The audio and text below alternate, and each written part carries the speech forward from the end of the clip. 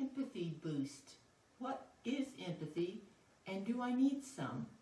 Hi, I'm Dr. K.P. McKee, founder and executive director of the Spacious Place Creativity and Spirituality Center.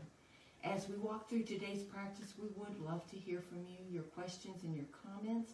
And also, for what we're doing today, you're just going to need yourself and some paper and a writing utensil, a pen, or a pencil. So here's the reality. On the news, we read and we hear about people hurting and killing persons they've never met, about theft of persons who someone has no connection with whatsoever, physical, verbal, and social media assaults on retail workers over issues like mask wearing or unavailable products. And on a personal level, we deal with shoppers and drivers whose attitude seems to be, get out of my way, I'm in a hurry. And often harsh emails from work, and even in the nonprofit realm, the attitude that one nonprofit needs to compete with another nonprofit for grants and volunteers, that sort of thing. We also hear in the news stories about persons who have risked their lives to save someone else. Recently, a young boy who saw a fire in his apartment complex and called 911 and saved all of his neighbors. Also, a line of people at the beach who saw a woman in trouble out in the surf and formed a human chain to go out and rescue her, and she was trying to actually rescue a child at the time. We also read and hear about medical staff who are having to live separate from their families and are working long hours to care for the sick and the dying.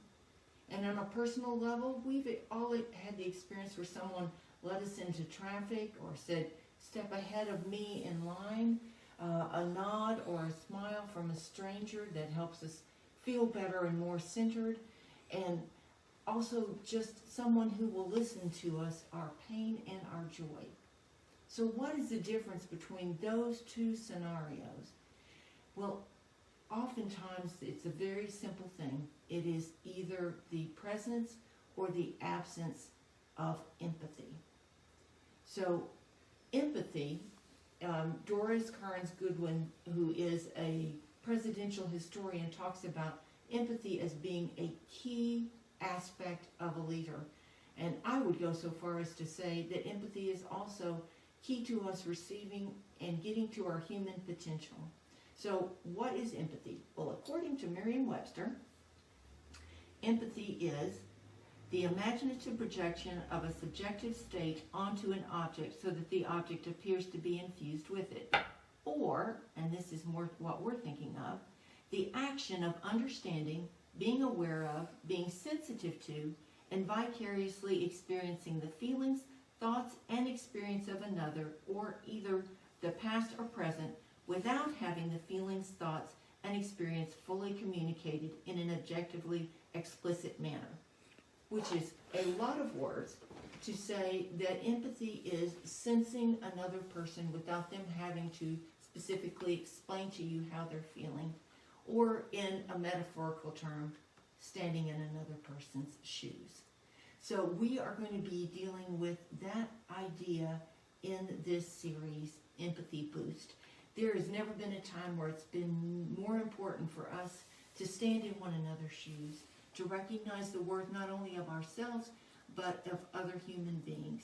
So how are we going to begin this empathy process? Well, first of all, we're going to realize that everyone is born with differing amounts of empathy ability, but we all have the ability to boost our empathy skills with some practices. And the first one is about getting in touch with the truth of our own soul. When we're not in touch with the truth of our own soul, we often project our soul's dis-ease onto other people. And this way, we can know what we're dealing with and get a sense of where our pain is so that we don't do that to one another. So I have a practice here, and we're going to pose some questions, and some of these may take you pretty deep into what's going on in your soul. If at any point in time in doing this, you begin to feel distressed, self-destructive, We have the hotline for the suicide hotline here, or you need to seek professional help and get yourself what you deserve and need for the care of your soul. I think for many, this will be something that takes you deep, and they'll be cathartic at some level. Here at A Spacious Place, we understand the soul to be our whole self, all of what makes us ourself, our physical self, our cognitive self, our emotional self, our social self, our spiritual self. So we are going to look at a pie chart now with some questions in each of those areas for you to ponder. And before we begin to do that, because we want to be deeply honest with ourselves, and that often takes courage. Just a reminder, no one's going to see this but you and your journal. I encourage you to journal about this. So just have the courage to go deep and be honest with yourself at every level. And to do that, maybe if we get ourselves to a place of balance in our bodies, that will help us out. So if you put both your feet on the floor and sit where you are balanced, you can be sitting on the floor, you can be sitting in a chair, somewhere where you feel centered and balanced in your body. And then for a little bit of time, let's cast our eyes down, or you can close them if you like. You can lay your hands in your lap or rest them on the arms of a chair. And then let's take some breaths, not from high up here in our chest where we breathe where we're distressed, but what we call belt buckle breathing, down here where we would wear our belt buckle, and slow our breathing down.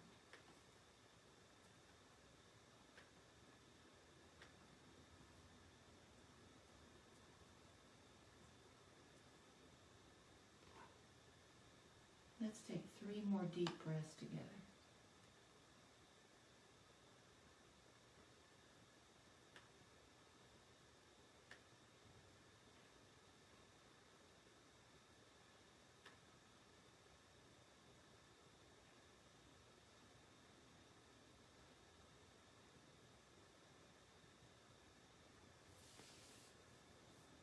One more.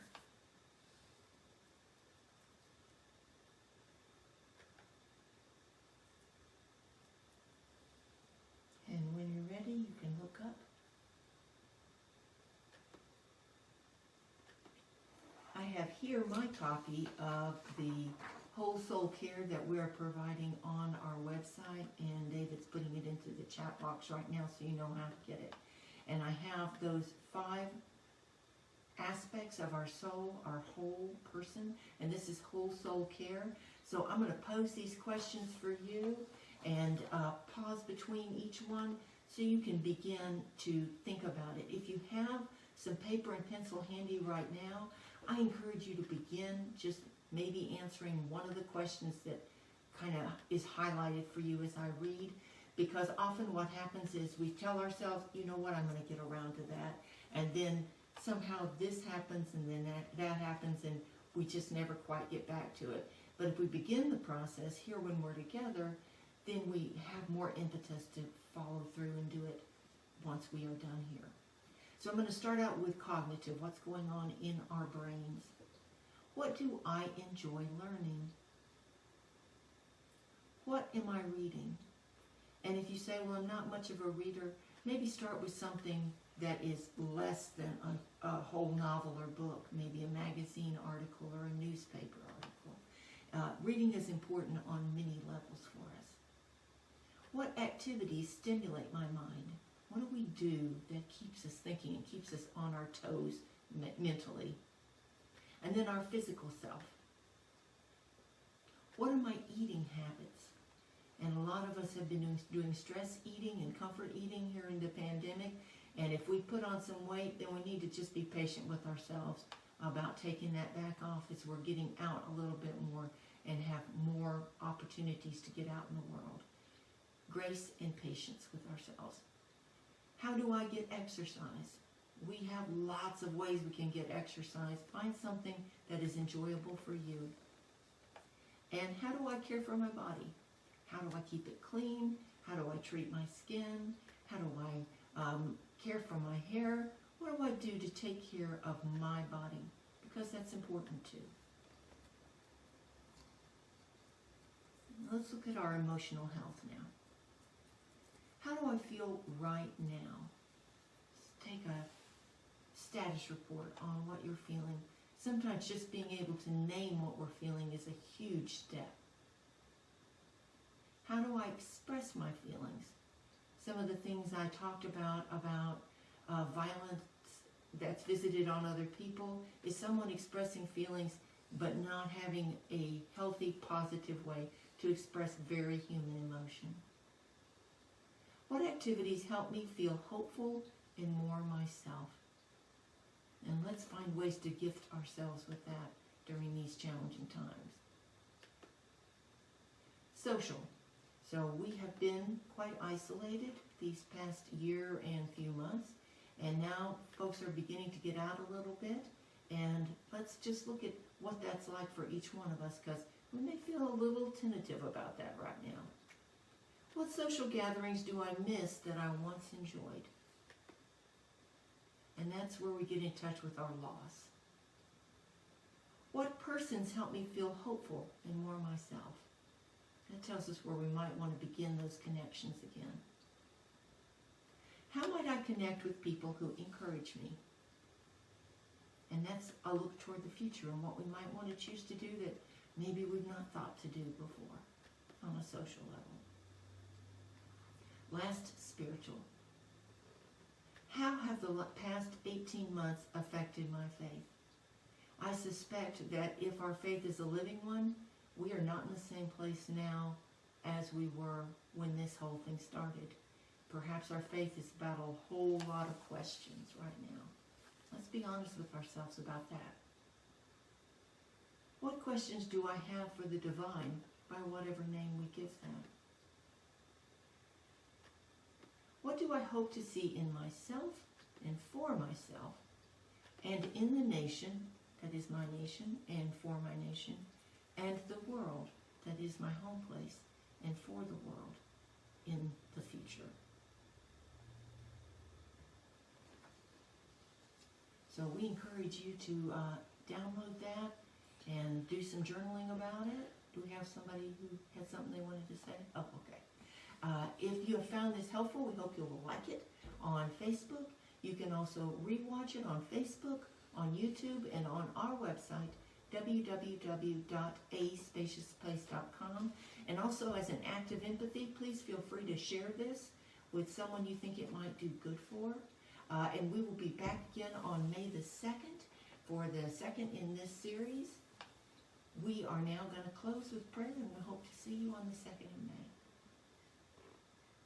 We need God to stand in one another's shoes. But we first need to find shoes that fit ourselves.